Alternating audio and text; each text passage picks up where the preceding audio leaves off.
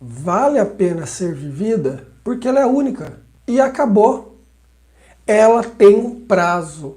Ela termina. Ela tem um fim.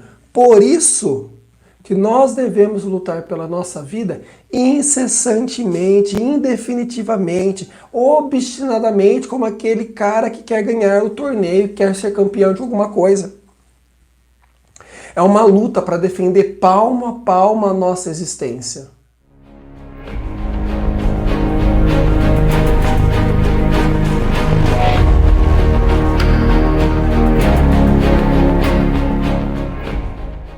Imagina o quanto que é precioso você só ter aquilo e já saber, porque nós precisamos ter isso muito claro, né?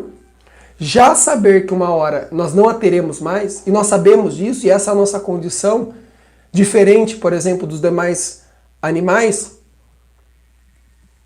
que temos noção da morte, que temos noção do fim, que temos noção que uma hora tudo isso desaparecerá. Então, se eu sei que isso tudo não estará mais em meu poder daqui 1 minuto, 10 anos, 50 anos, 100 anos, não sei, o que eu tenho que fazer nesse instante, o que eu tenho que fazer agora?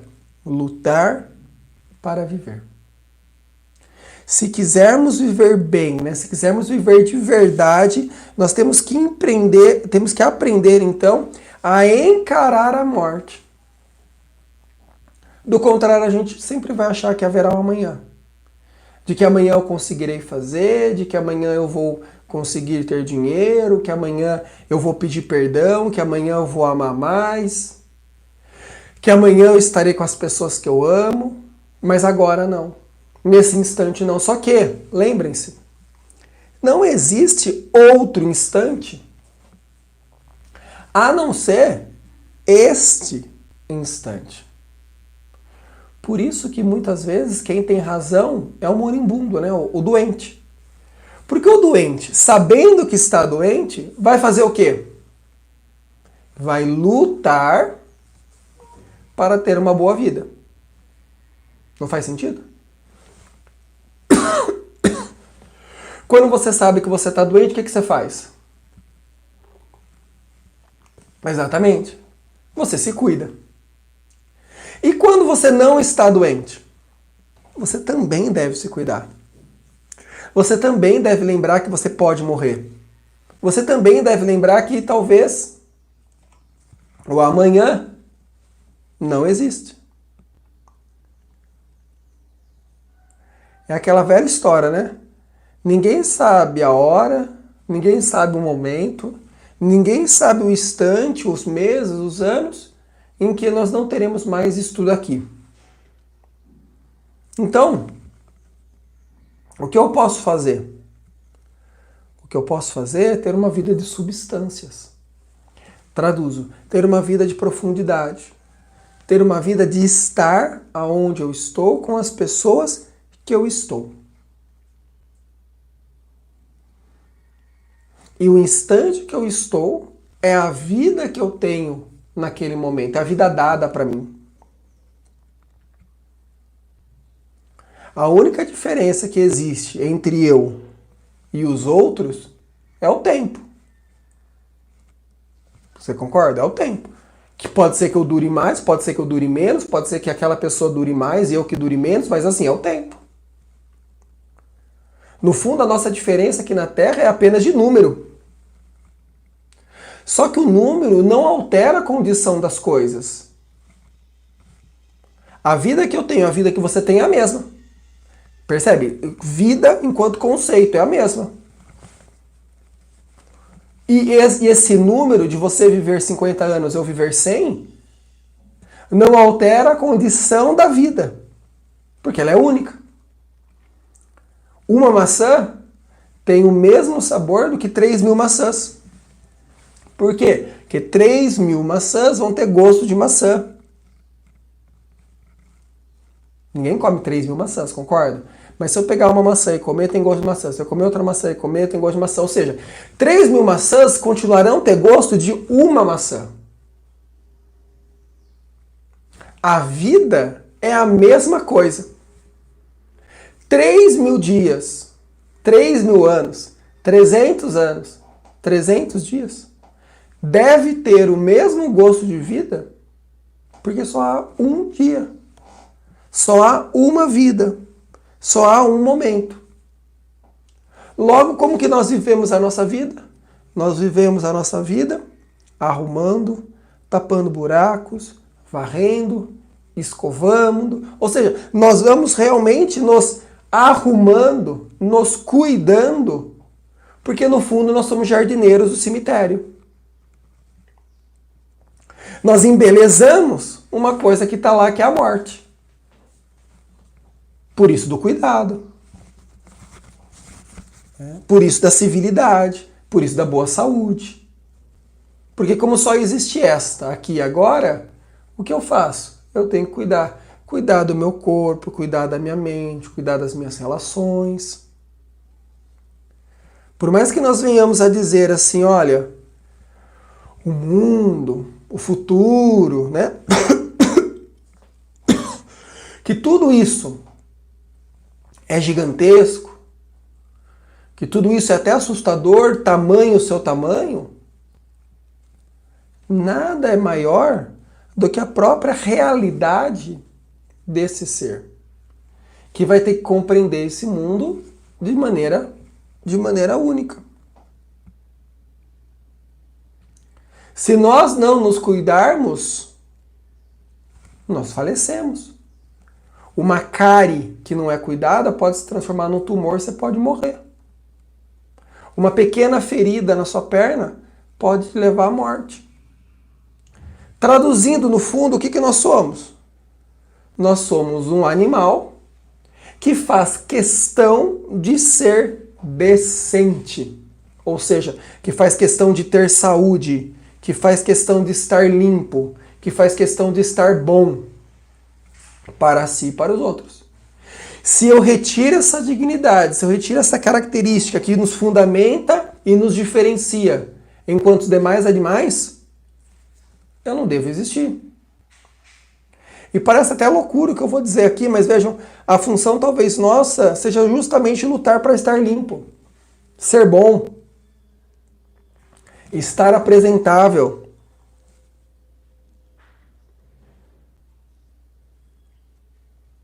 No fundo, lá no fundo mesmo, então essa vida ali, ela é esse instante de agora, que a gente luta para não ir embora, né? Que a gente luta para permanecer aqui. Lembrando sempre que, olha, a minha vida, a sua vida, a nossa vida, ela não pode ser medida. Nem pela dor, nem pelo prazer. Porém, já que essa vida não pode ser medida nem pela dor, nem pelo prazer, ela pode ser medida pela sua densidade. Por essa densidade de interesse, pela densidade das suas realizações, ela pode ser medida pela densidade da sua profundidade dessas relações. Concorda? Já que ela é minha, ela é sua, ela é de cada um e ninguém pega a vida do outro, e nós não sabemos quando vamos ou quando permaneceremos, e ela não pode ser medida pelo quanto se sofre ou pelo quanto de prazer se tem, traduzindo na ideia de que quem sofreu mais, viveu mais, quem teve mais prazer, viveu mais, não existe isso. A vida não é medida pela quantidade de prazer que você sente dela ou pela quantidade de catástrofe que elas apareceram. A vida é a mesma. Uma pessoa que tem lá um pai com câncer, uma mãe doente no hospital, não teve mais vida do que aquela que não teve nenhum problema dessa ordem. Concorda? É vida igual. E aí, claro, a gente pode entrar no mistério por que pessoas têm uma vida extremamente sofrida enquanto outras pessoas têm uma vida quase que perfeita. Aí é outra discussão. Então, já que eu não posso mensurar a vida por essa balança de prazer e sofrimento, prazer e dor, eu posso sim, então, experimentar a vida e definir ela como essa profundidade. Essa densidade ali. E não podemos esquecer, e a gente cai muito nesse erro às vezes, de achar que a vida ela pode ser mais valiosa para uns ou menos valiosa para outros. Um exemplo que a gente pode citar na guerra. Entre a vida de um soldado e a vida de um general, a vida do general é maior vida do que a vida de um soldado. A vida de um general é mais preciosa do que a vida de um soldado. Quando a gente vê uma morte de um famoso, né, e a mídia faz todo aquele aparato televisivo, né, e você entra na internet e você só vê a notícia da morte, os feitos bons que aquela pessoa fez e tudo que ela realizou em vida. A vida dela é melhor do que a minha? Ela é mais digna do que a minha? Óbvio que não. Por quê? Porque a vida dele, lá do rei que morreu, da rainha que morreu, do cantor famoso, do jogador de futebol, do político, do soldado, do general, todas essas vidas, a minha, a do faxineiro, a do engraxate, a da dona de casa. Vejam, a gente está colocando conceitos aqui, profissões, como se houvesse valores nessas profissões, mas não é essa a ideia. O que eu estou querendo trazer aqui nessa introdução é assim, olha, independentemente da vida, não há vidas inúteis. Todas as vidas são úteis. Todas. As que mais sofreram, as que menos sofreram, não importa. Mas todas as vidas, enquanto existência única, são importantes. Não são insignificantes. Desde que, e aí vem a nossa definição aqui, desde que ela tenha como olhar a chave do absoluto. Só faz sentido eu olhar dessa maneira para a vida se eu colocar o absoluto na minha vida, o absoluto na sua vida, o absoluto no cara que está passando fome sentado lá na esquina. Onde eu quero chegar com isso? Eu quero chegar com isso que, olha, que deve existir um total e irrefreável respeito fundamental sobre o absoluto da minha existência. A minha existência. E, consequentemente, da sua existência. Por quê, Mateus? Porque o ponto fundamental aqui, meus caros, o ponto fundamental aqui é que cada homem, cada ser é uma realidade maior e mais rica do que parece ser. Seja um soldado, seja um general, seja um cantor, seja a dona de casa, seja um mendigo, seja o presidente da república, seja o bispo, o padre, seja quem for. Seja quem for. Cada homem possui essa realidade. E é isso que eu quero que a gente entenda. Que quando eu olho para você, eu não estou vendo ali o advogado. Eu não estou vendo ali o juiz, promotor, professor, o arquiteto, o engenheiro. Eu estou vendo o homem. A totalidade do ser. Toda a realidade que existe nele, para ele e com ele.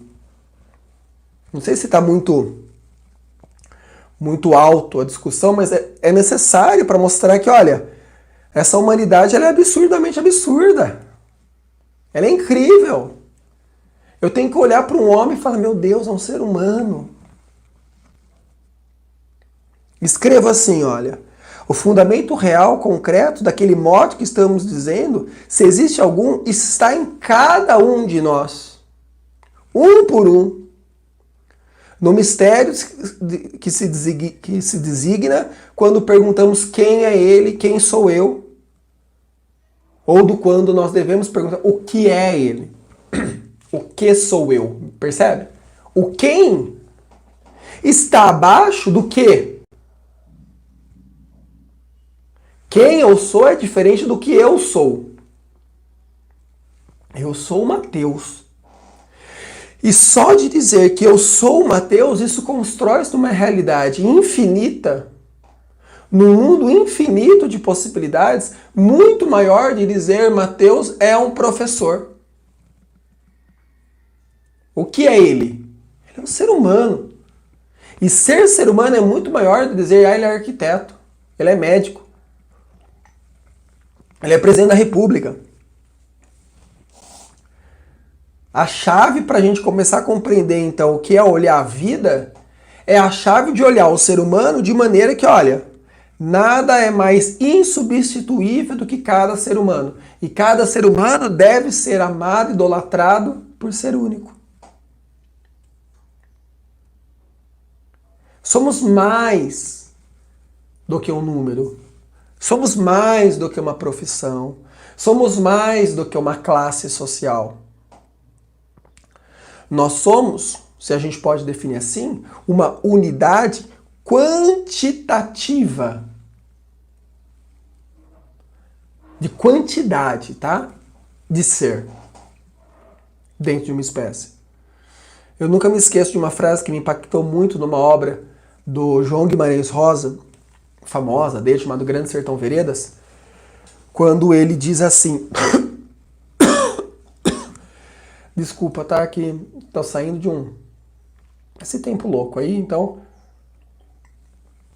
eu vou tossir algumas vezes, peço perdão. Mas João Guimarães Rosa tem uma frase que diz assim no livro dele, do famoso livro dele chamado Grande Sertão Veredas. Um menino nasceu, o mundo tornou a começar. Cada ser humano que nasce é um mundo novo que cresce. Cada ser humano que nasce é uma esperança. Cada ser humano que nasce é é um novo mundo que aparece para aquele ser. E essa liberdade da criação, da natalidade, do existir, olha como é lindo isso. Percebe? A liberdade dessa criação, desse existir, é o que pode fazer ele ser o ser humano mais santo do mundo, mais perfeito, que buscou mais a perfeição, mais as coisas elevadas, como pode fazer ser o maior ditador, a pessoa mais repugnante, a pessoa mais suja, a pessoa mais podre e pobre que possa existir. No nascimento de uma criança, eu tenho basicamente ali a possibilidade de criar um santo ou um demônio. E de ver o mundo de maneira santificante ou de ver o mundo de maneira demoníaca. E por que se faz necessário retomar tudo isso? Porque nós temos uma triste mania, que nós aprendemos ao longo da história, de olhar o ser humano pelo ângulo do relativo, do efêmero, né? Como se ele tivesse uma dimensão menor. É mais um, não é mais um, é único. Percebe? Não é mais um ser humano na Terra, não é mais um filho, não é mais um. É um. Porque ele será só ele. Ele será só ele. E mais ninguém. Talvez o exercício que a gente possa ter nessa aula é olhar a realidade humana e ultrapassar essa realidade humana para entender a profundidade da condição humana.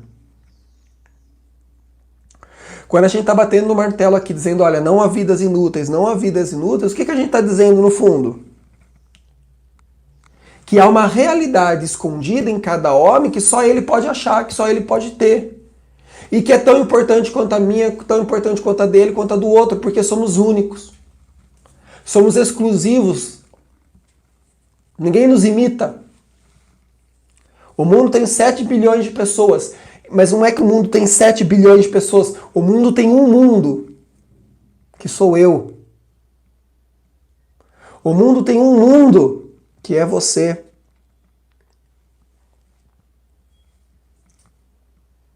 Dou um exemplo lindo que me emocionou muito quando eu estava refletindo e preparando a aula de hoje. Um homem surgiu na história, só fez coisas boas e no final morre na cruz. Acompanha? Acompanha comigo esse raciocínio que ele é muito, muito, muito legal, muito, muito profundo. E lá na cruz, sofrendo todas as dores que era possível sofrer, mas só ele poderia sofrer, porque é a realidade do mundo dele, uma mulher ali estava, sua mãe, chamada Maria. E Maria chora.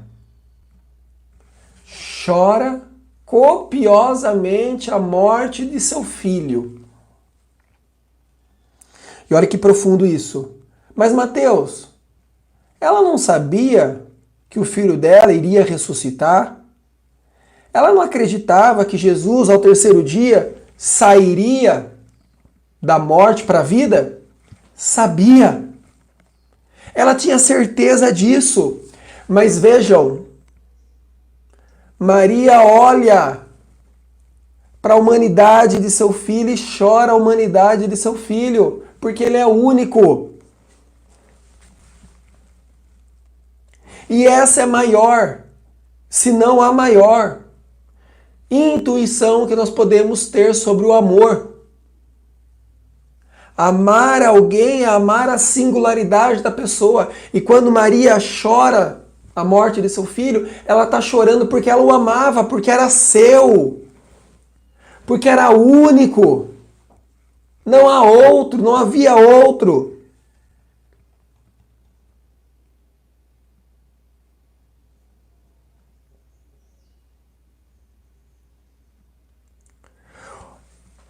O amor é insubstituível. Sabe por quê? Porque ele só pode existir para uma pessoa. Pergunte, por exemplo, para uma mãe qual que ela gosta mais. Sabe o que ela vai responder? Ela gosta de todos. Sabe por quê? Porque ela só consegue amar um. É um amor que não se divide, mas é um amor que se multiplica, porque ele é único, ele é individual. Ela ama 1, 2, 3, 10, 20 filhos que ela tenha. Ela vai amar todos da mesma maneira. Sabe por quê? Porque o amor verdadeiro não ama no quantitativo de quantidade, mas no absoluto. E cada um daqueles filhos para ela representa uma felicidade.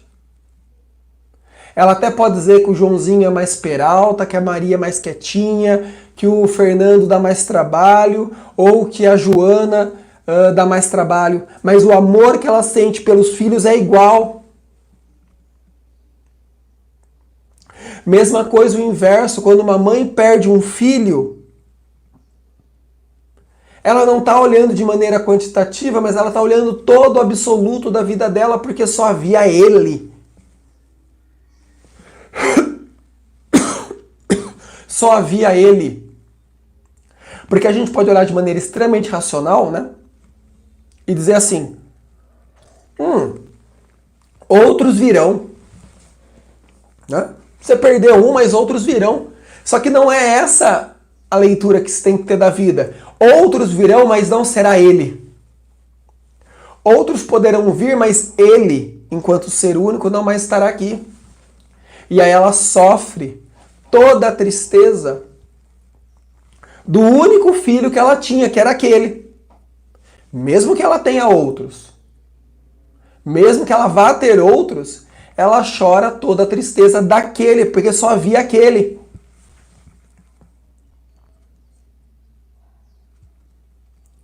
É interessante, né, perceber que a conta não fecha, porque o mundo não é extremamente, principalmente a condição humana, não é racional, simplesmente, ou biológica, física, não. Ela está além disso. Há aquilo que o Viktor Frankl vai falar de uma noética no ser. Há algo que transcende isso, que está além daqui.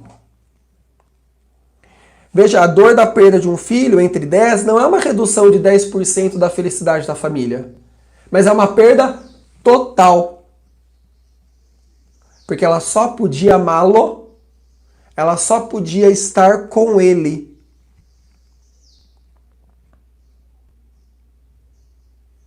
É como um professor quando vai dar aula. Um professor quando vai dar aula, ele não fraciona a aprendizagem em 30 alunos. Ele dá aprendizagem para todos no mesmo grau, na mesma intenção, na mesma profundidade. Ele partilha o conhecimento, mas ele só aumenta o conhecimento. Amar é isso. O que é o amor de uma mãe? O que é o amor de um pai? É um amor que partilha aumentando. Matematicamente falando, essa conta não fecha. Porque matematicamente a gente aprendeu que quanto mais nós dividirmos, menores serão as partes.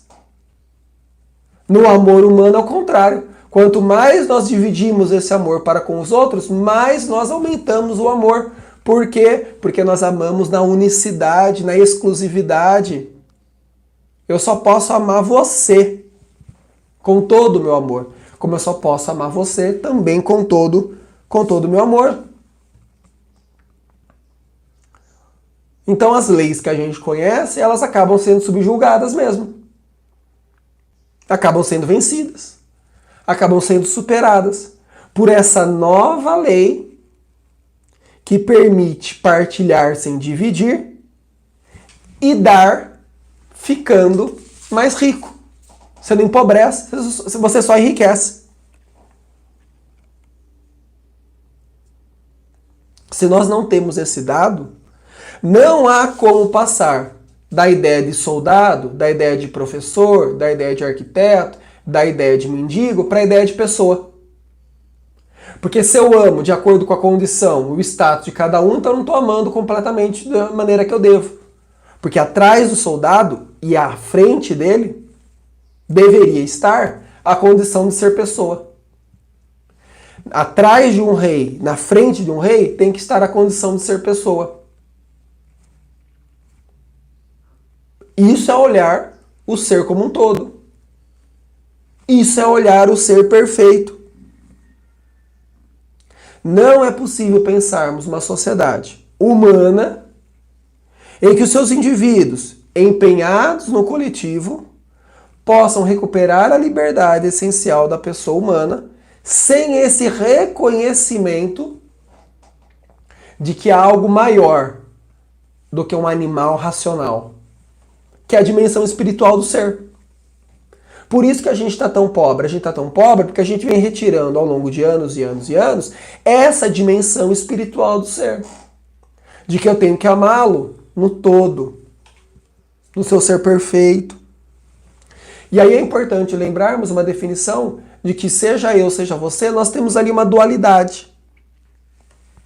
É como se eu dissesse, olha, existe ali duas perspectivas diferentes do que vem a ser o Mateus, do que vem a ser você. Uma perspectiva que a gente coloca aqui, que é a perspectiva do indivíduo, e uma outra perspectiva aqui que a gente coloca, que é a da pessoa. Quem é o indivíduo? O indivíduo é aquilo que nós nos relacionamos com os outros, por causa das nossas carências e por causa do apoio que o coletivo proporciona ao individual. E o pessoa? A dimensão da pessoa é aquela que nós nos relacionamos com os outros por uma exigência de generosidade. Por uma transbordante, necessária troca em um alto nível de doar-se. De ficar ainda mais rico à medida que eu vou dividindo. O que nós estamos encontrando na sociedade é que nós estamos olhando apenas na perspectiva do indivíduo. De que eu me relaciono com as pessoas pelas circunstâncias. Certo? Que eu me relaciono com você porque eu preciso de algo de você. Que eu só vou fazer algo se eu tiver uma vantagem.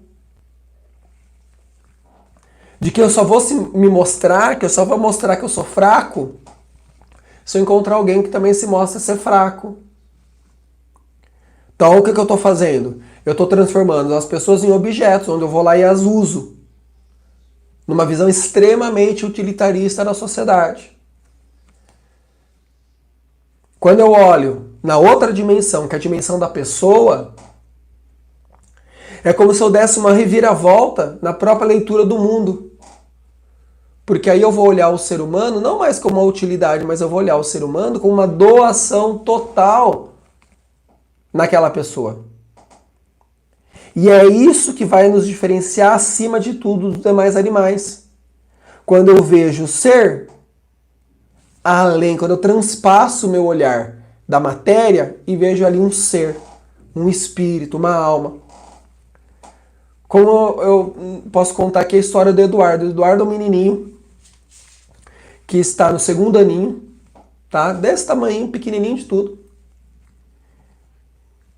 E ele vem de calça jeans, tá bom? Ele vai para a escola de calça jeans.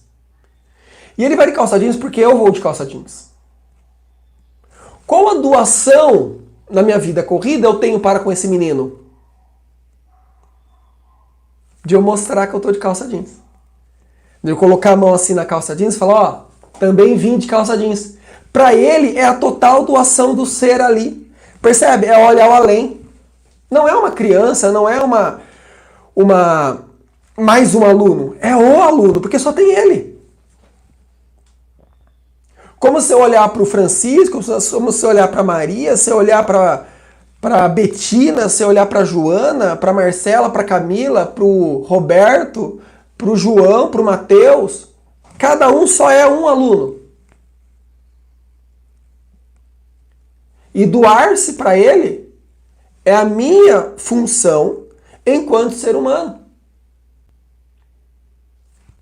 Porque ele está se doando para mim quando ele vai de calça jeans, por exemplo, você percebe? Na cabeça dele. Quando ele usa um relógio, ele mostra que está de relógio para mostrar que eu também estou de relógio, eu também vou de relógio. Se nós tivermos essa visão de transpassar o ser e perceber ali a doação, nós seríamos 1000 vezes melhores. 1000 vezes melhores. E é aqui que entra, então, a nossa condição enquanto condição de ser humano. Que condição de ser humano é essa? É a condição dos conflitos. Porque eu até quero ser assim. Mas São Paulo já falava. Aquilo que eu quero eu não faço, não é? O bem que eu quero eu não faço. Agora o mal que eu não quero, esse eu faço. Que é o dilema da nossa existência.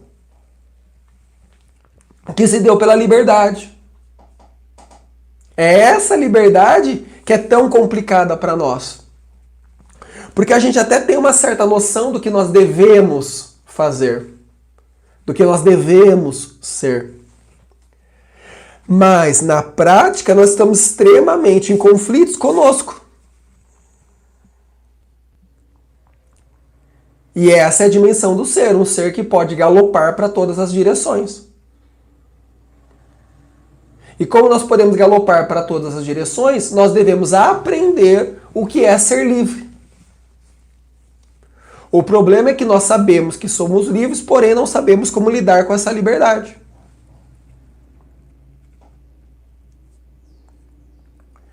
É um certo dualismo aventuroso, como vai falar Gustavo Corsão. Por que é um dualismo aventuroso aqui? Porque a gente vive nessa dualidade entre fazer e não fazer, ser e não ser, constante, incorrer nessa aventura de escolher. Quando eu escolho isso, eu deixo de escolher aquilo. É uma aventura. Você concorda? Você não sabe do que vai vir? E essa aventura torna-se então a tragédia humana. A tragédia de ser responsável pelas suas escolhas. Seja as escolhas que nos levam para o alto, seja as escolhas que nos levam para baixo. Seja as escolhas que nos aproximam das pessoas, seja as escolhas que nos afastam das pessoas.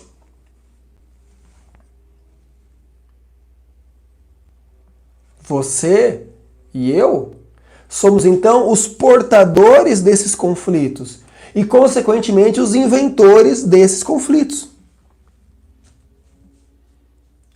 Traduzindo, somos contraditórios. O uso dessa liberdade radical, que é decorrente do nosso espírito, então, se manifesta pela falta de prudência que nós temos. Ora não bebemos nada, ora bebemos até cair. Ora amamos todo mundo, ora odiamos todo mundo. Vejam, é o nosso ser.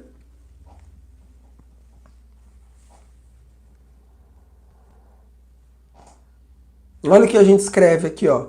Há quem duvide dessa liberdade. A quem duvide mesmo do espírito, que me parece incrível, porque somente a racionalidade, somente a liberdade explicam a prodigiosa felicidade de errar própria do homem. É lindo. É lindo ser livre. Porque nos coloca nessa aventura de acertar e errar.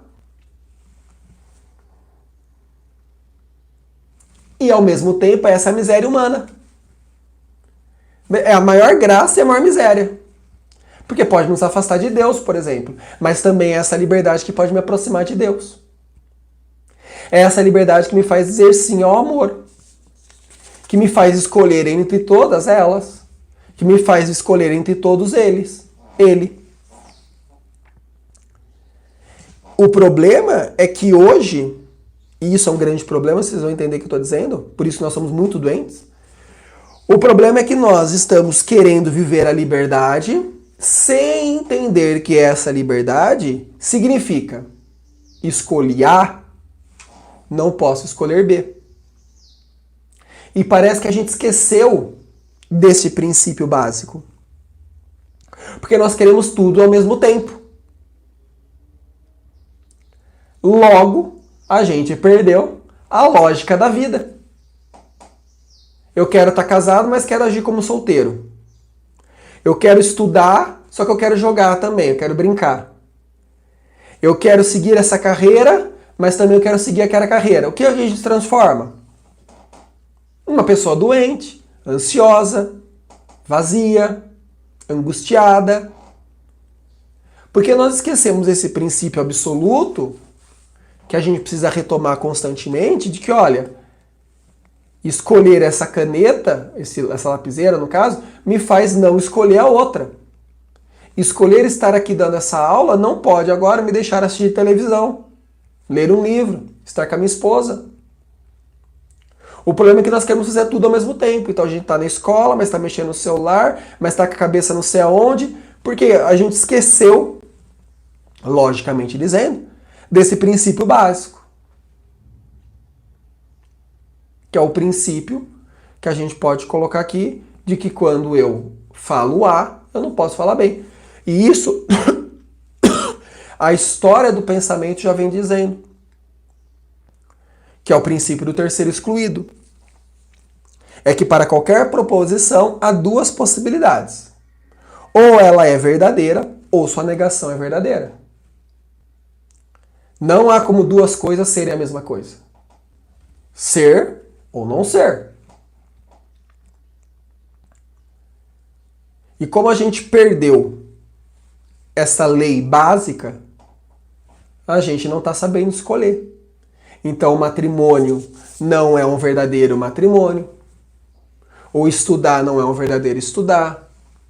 A profissão não é uma verdadeira profissão. O ser pai não é um verdadeiro pai. Uma verdadeira mãe. Um verdadeiro professor.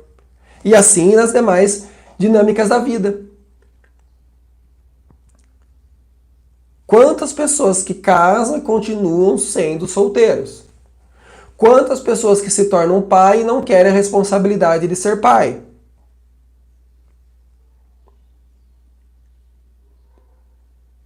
Resultado: a gente não está fazendo muito bem o nosso papel. A gente não está agindo com seriedade. Nós não estamos agindo com maturidade. É o que eu estava falando. Todos nós queremos galopar para todas as direções.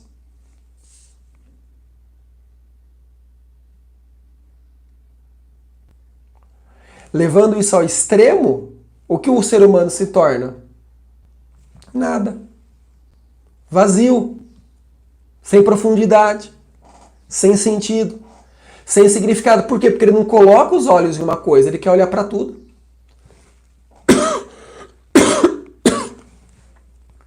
E quem quer olhar para tudo, a gente bem sabe isso, quem quer olhar para tudo acaba olhando para nada. Acaba olhando para nada. Qual é o grande problema? O grande problema, então, é que o homem precisa reconhecer-se como ser absoluto. Que a vida dele é única. Que ele tem, sim, no dilema da liberdade, tomar decisões e aventurar-se nas decisões que toma. E este homem que a gente está refletindo não é apenas um homem dotado de inteligência. Não é apenas um homem que tem ali uma materialidade. Ele é um homem espiritual, é um homem que faz poesia. É um homem que compreende o belo. É um homem que compreende a Deus. E isso é importante lembrar para a gente poder reconhecer no outro essa dignidade. Porque se a gente quiser construir a humanidade em cima do homem, nós vamos construir um monstro. Nós vamos desumanizar o homem se nós retirarmos a espiritualidade desse homem. Ponto. Se nós queremos entender o ser humano e retirarmos a sua condição que está além da sua materialidade físico-químico-biológica, nós iremos transformar o ser humano num monstro.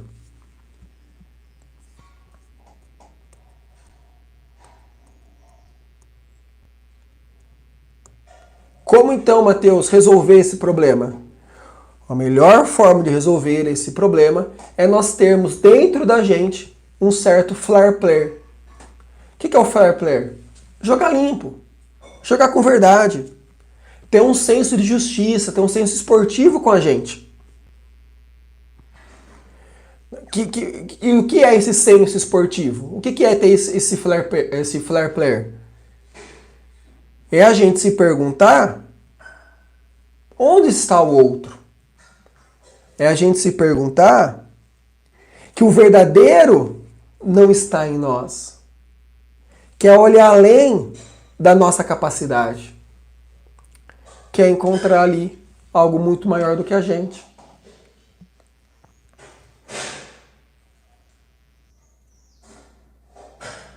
E sabe aonde a gente vai chegar? A gente vai chegar no princípio de que o homem não tem um princípio nele próprio. E de que eu não sou um fim em mim. E de que você não é um fim em você. É como se eu dissesse, só existe um alfa e o ômega aqui. Existe um princípio e um fim, uma dependência. Onde o alfa é o ser humano e o ômega aqui é uma coisa maior que ele. Só assim é possível ter um sentido na vida. Só é possível ter um sentido na vida se você coloca um princípio que está além da humanidade, que está além de você, que está além do outro. Do contrário, o casamento não vai durar, ao contrário, os relacionamentos não vão durar, ao contrário, a sua profissão não vai durar, as mazelas da sua vida não vão durar. Porque você está olhando unicamente de maneira objetiva algo que não é objetivo, que é o ser humano. Eu preciso transpassar essa objetividade, essa materialidade do homem e ver ali o ser muito maior. Ver ali um ser muito maior. E transpassar essa objetividade do homem é compreender que existe um espiritual. Que existe ali um ser. E a melhor forma de compreender ali que existe um ser e, consequentemente, viver bem é ver a vida. É ver a vida com temor e esperança. E o que é o temor aqui? O temor é o temor a Deus. Ao ser perfeito. Ao bom perfeito. Ao justo perfeito. Isso é muito corajoso. Porque se eu não tenho esse temor ao belo, esse temor ao perfeito, esse temor a Deus, todo o resto se tornará mais ou menos. Mas não basta apenas eu ter esse temor, essa retidão para com Deus. Eu tenho que ter essa esperança também. Esperança que também vem de Deus. Esperança de fazer o bem, esperança de entender que o outro pode melhorar, esperança que o outro pode ser melhor e que eu também posso ser melhor. E não fui eu, não foi você que inventou, mas Deus concedeu para nós. Não é à toa que o que todo mundo, no fundo, precisa é das famosas virtudes teologais: fé, esperança e caridade. Fé, esperança e caridade. Eu preciso acreditar. Eu preciso esperar e eu preciso amar. Se eu não tenho isso, consequentemente eu não teria uma vida absoluta. Né? Eu não encontraria ali um olhar de vida que seja único, perfeito, individual. Porque vai ser todo mundo meio. Vai ser todo mundo mais ou menos para conseguir algo. Por isso, quando eu estou com você, eu estou com você e a sua originalidade não é copiada. É de você. E quando você partir, quando você deixar essa materialidade,